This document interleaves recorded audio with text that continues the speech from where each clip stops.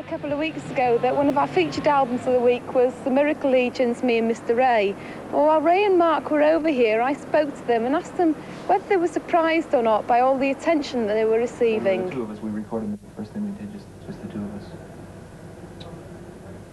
It was a cassette that got on the radio in New Haven, and actually it got reviewed in Sounds. I don't know how that has this little cassette with like 100 of them made, and that really gave us this wow, you know, we could go out and play, you know, which we had never really thought of, even though we were fully aware of it because of promoting bands and seeing bands come in on the road and knowing what it was like. I don't know that we actually thought about it ourselves until all of a sudden this tape was getting these good reviews, and out of the blue we thought, so it was, wow, let's go do it, you know.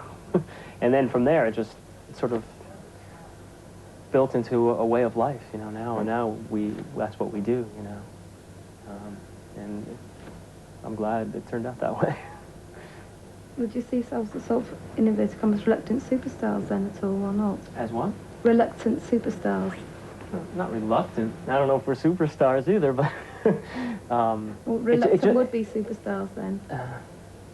Reluctant, not at all. No, we're not reluctant. I think it wasn't, there was no plan. It wasn't a premeditated attempt at stardom or fame or success. It was, we did music, one thing led to another. I mean, getting our record deal was, we had no idea that this guy was coming to see us, or, I mean, there's just things like that where the review of our cassette and Sounds, how that happened, I don't really know. I mean, it shouldn't have happened, I don't think, because how did he ever get our cassette? I don't know.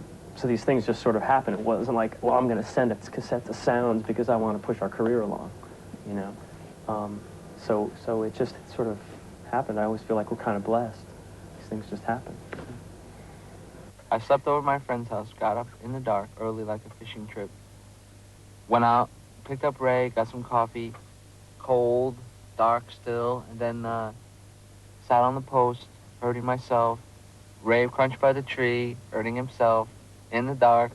Up comes the sun, back behind the tree, and for what? Well, a lot of people are interested in the fact, actually, that you work with the Sugar Cubes, and I know a lot of people have asked you about it. So I'm more interested in finding out how much you see it as an albatross around your neck in a way, because people are always going to mention it. I guess, yeah, if you get asked any question enough times, you're sick of it. It's hard for me to think of it as an albatross or a bonus because, I mean, the tour just came about, again, the tour came about in like a kind of a strange way. I mean, just sort of like through someone who knew someone, and we talked, and all of a sudden we went. And then we went and recorded, and when we recorded these songs, there was no thought in my mind of like that this would mean anything, you know. And we really had been playing together on the road just for fun, and so we thought we'd go in and record for fun. And so it's hard to think of it as like, again, as some kind of a plan or some kind of a thing. That it was just fun. And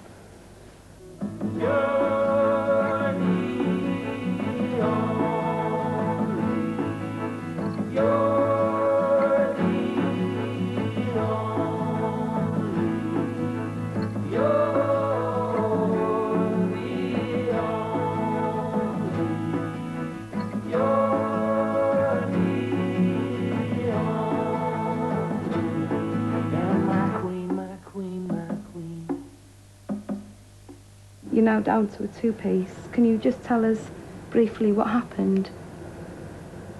Why you've been honed down to a two-piece? the other two guys left, really. That was all it was. I mean, it wasn't a planned out thing. It wasn't a conscious thing. Well, now we're going to hone ourselves down to two-piece. They just left. We started out as a two-piece. So it was sort of, it worked out fine, and it was scary when it first occurred, but then we realized that we operate this way anyway. So we've been doing it for about a year, but we do have a band now, and as soon as we get back to the States, we'll start touring as a band again. So our very last two-piece show will be here in London. But you say about more being a two-piece when you started, but I was under the impression that, from what I've read about you, that you've that you were frustrated when you were working with other bands and the songwriters would leave because you couldn't carry on, so you all seemed to be chopping and changing bands. Right, right. We never were the songwriters, so we always were left with nothing. So when we when it happened the final time, we decided we would start to write songs. We had never done that before, and so as the two of us wrote together, and there was no plan of having a band at the beginning. So we just wrote, and then eventually decided we'd like to play out, got a band together.